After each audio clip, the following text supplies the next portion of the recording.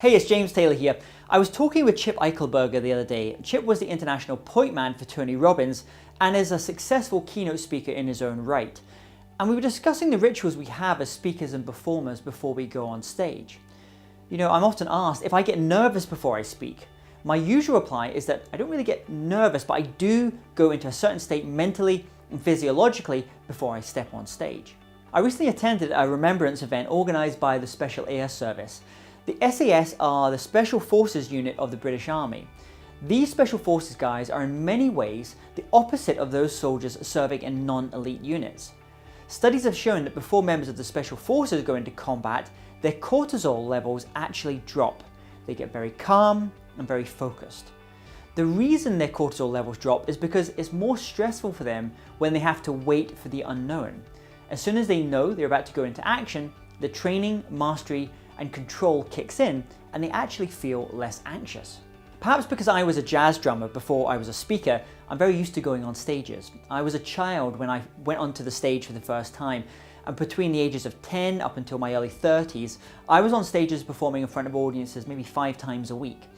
Sure, in those early days, I was nervous as hell, but when I began to develop my skills first as a jazz musician, and then as a speaker, I was able to relax more. In some ways, I actually find daily life more stressful than being on stages. Dealing with stage nerves, whether that's as a speaker, musician, actor, or performer, requires mastery of your mindset, your physiology, and your content. I was fortunate because those early years as a drummer helped me develop the rituals to master my mindset and physiology.